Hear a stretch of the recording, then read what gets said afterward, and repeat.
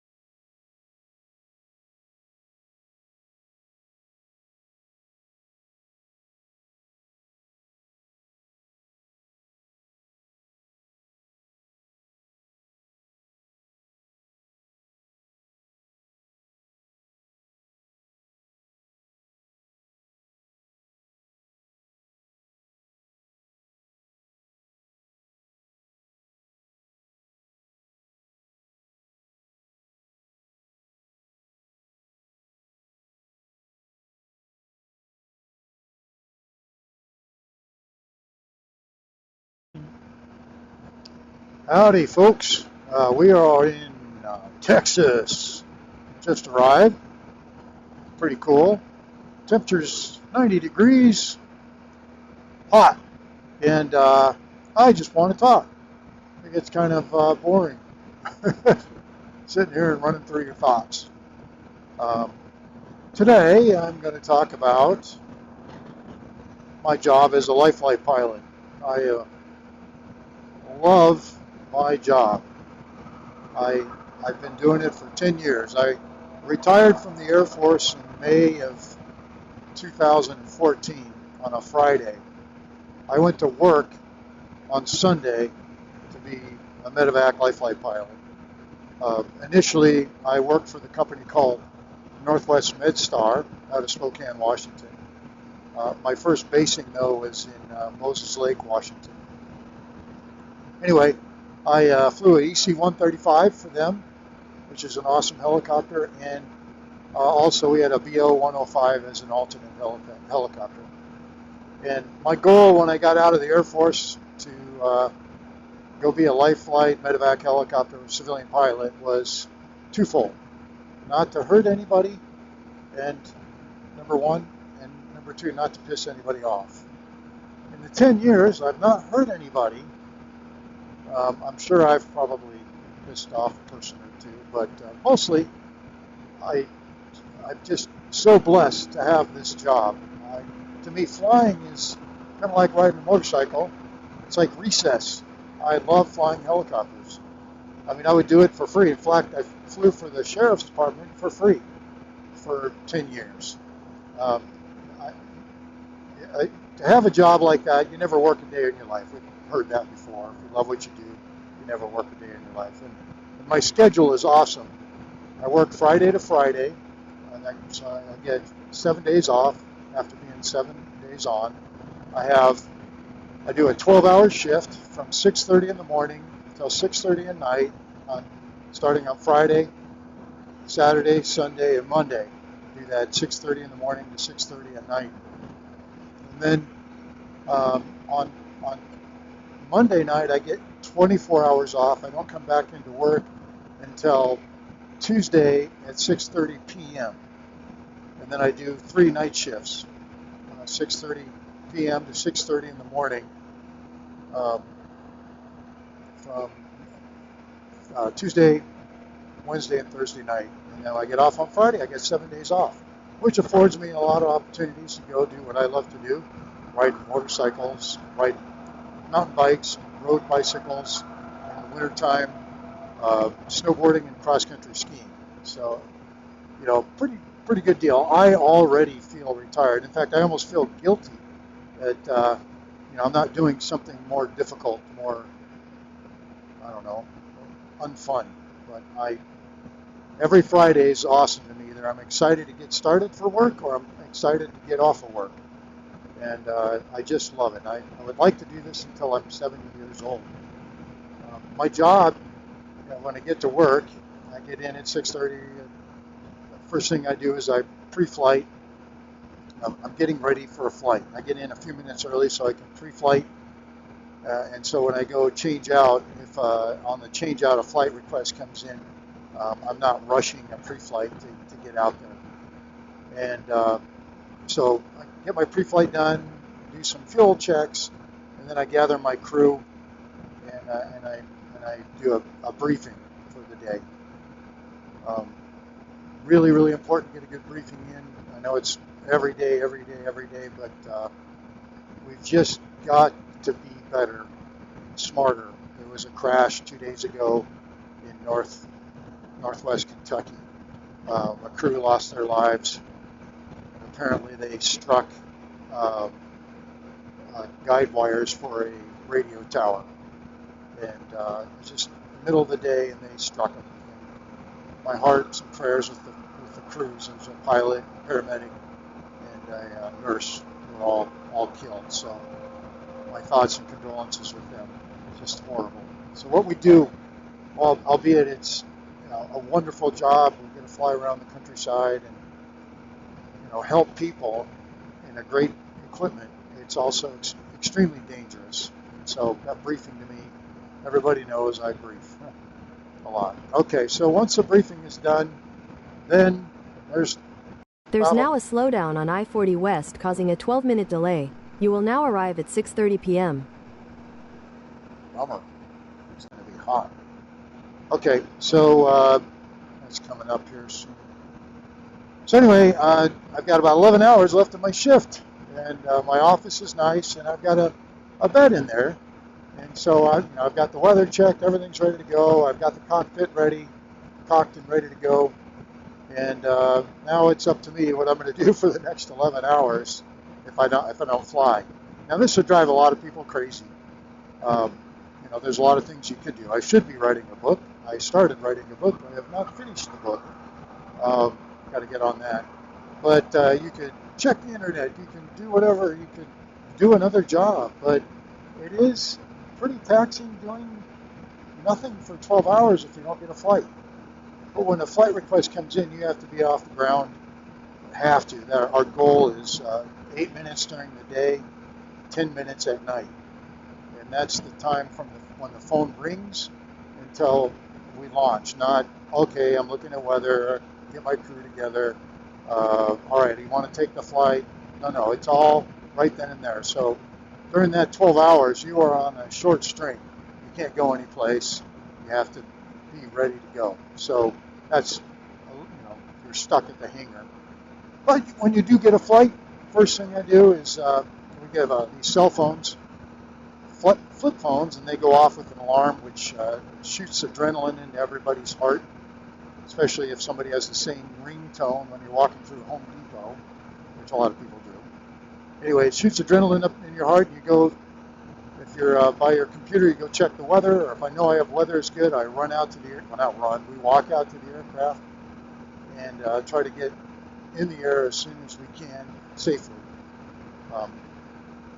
And from there, you know, the flights, you got your first leg of the flight to go get the patient. It's either going to be a scene call, meaning we're going to go to land in on a road or someone's backyard or out in the woods, or it's an interfacility flight where we land at a smaller hospital around Spokane, small towns, and pick up and transport a patient from a facility and transport it back. We as crews all like scene calls. Scene calls are, you know, a challenge. We don't know what it's going to be, what kind of landing area. It just breaks the routine up. The bulk of our calls are interfacility calls. About 60-70% of the calls are going to a small hospital, pick up a patient, and transport them back. The other 30-40%, sometimes more, are those scene calls, which can be challenging, exciting, and it's nice to be. It's a challenge to get to the point of injury. My favorite are landing on ski hills, or in the multiple ski areas around our town. But the crew, you know, they don't know what they're getting into from the time we take off until we go there. If it's a neo-PEACE team, I have two crews. I have an adult crew, which is a nurse and a paramedic or a respiratory therapist. And then I have a baby crew for a neonatal team. We call them a nest team. And they're a nurse and a paramedic. So, or excuse me, a respiratory therapist. So if we have a request and it's for the nest team, then we know it's a baby. But they still don't know really what's wrong with the baby. If it's for the adult crew, it can be a young person, trauma, it could be a stroke, it could be a heart attack. They don't know. You know, a lot of people, when they see us come into the area, they see me and my crew come into the area, they often ask, hey, are you the pilot? Are you the pilot? For whatever reason, that's, I don't know, the thing people want to know if you're the pilot. And I usually respond with, no, I'm the least qualified person here. I'm the dummy in the crew. In fact, on the ground, I'm pretty much worthless. But yeah, my medical crews are amazing. First of all, they're wonderful people. They really care about the community and the people we serve, and that takes a toll on them, because let me tell you, when we come across those rough flights, you know, it beats them up. It beats me up too, but they're hands-on right there with the crews, with the patients, and they, you know, see some horrible things. I see it more externally. They get right into it, and it's hard on them. And so we rely on each other to keep our spirits up, and we get really close. And when I think of my crews, I smile, and I'm just unbelievably proud to just hang out with them. I remember that from the first time I went on a call and I watched the medical crews in action. I was in awe, as are a lot of the medical staff or the bystanders, and I'm just like looking at people and say, yeah, I'm with them. And I'm ultimately proud to work with them because of their expertise and their huge hearts to do the right things. And let me tell you, they are the best of the best. I've several times been to hospitals where there are doctors and nurses, and they are perplexed on what to do next. And we show up, and you can see, you know, just a change in the atmosphere of everybody. Like, okay, yeah, MedStar Lifelight is here, Lifelight. So they are the best. So like I said at the beginning, I was in MedStar, and I flew for MedStar for 3 years, which was, for those of you familiar with it, I was a contract pilot from Metro Aviation, and that was a great company. And in 2016 or 2017, I switched over to Lifelight, and Lifelight took over our company. And where I was flying an EC-135 before, primarily, in the BO-105 secondary, I started flying the Augusta 119, and an Italian-made helicopter that is super fast and got probably the best avionics package up till I've ever flown and will ever fly. It's called a G1000, and for me as a pilot, it is exceptional. So the helicopter, the Augusta 119, flies very similarly to the Black Hawk. Very, very nice to fly. And just it's a smaller helicopter with a single engine, but it's done a great job. Just before I went on this trip, though, we were transitioning to a new old helicopter, a Bell 407 GXI. So it's brand new. The aircraft, we just got it still in my hangar. It's only got like 30 hours on it. But it's an older airframe. It's been around since the 60s with many, many variants. But it's an exceptional helicopter, and I really enjoy flying it. It's a little smoother, not quite as fast as the Augusta 119, but it's got even a better avionics package with a 3-axis autopilot, which will make my life a little bit easier. Flying these flights are, a lot of times when I'm flying around eastern Washington, northern Idaho, western Montana, I'm more like a tourist. I mean, there's just so many beautiful things to see. I'm sharing a bunch of pictures with you of what my daily office is like. It's just, I'm always looking for places to ride my motorcycle or go fishing or, just looking around. Now, I do my pilot stuff too, but, I enjoy very much the sightseeing aspect. A couple people have pointed out, so, you seem so happy at doing what you do, but what about the poor people? I mean, you're picking them up. It's their worst day of their life. I say, yeah, but you get a chance to help somebody on their worst day of their life. We get them to a higher level of care. Our medics, paramedics, and nurses have some extremely good medication to make you feel more comfortable than a lot of places don't have. And we get you there quickly, and we might very well save your life. So it's like twofold. You're excited to go see everything, but ultimately for me, it's the service aspect of the job. I love being there. I've been in the service. I was in the military for 30 years. Started out as a combat engineer, field artillery, armored cav, and then I went medical service corps when I became an officer. And ever since then, I've been in the service department of serving others. Being a medevac pilot in the Army, and then switching over to the Air Force, flying combat search and rescue. I love helping people. I just feel good about what I do. And on top of it, I get to play with a beautiful helicopter. At work with people that are exceptional in every way. And, I truly love them, and I want to protect them, and I want to keep them safe. So, I might throw in a video of a daily life. I might not. I'll see about that. But other than that, if you guys have any questions, ask me on YouTube, and glad to answer them. But yeah, so there you go. You just helped me get through probably 40 miles of North Texas, which is beautiful in its own way. It's fun to watch everything change. But I'll let you go, and I'll hopefully listen to some music or something. You guys have a great day. Bye-bye.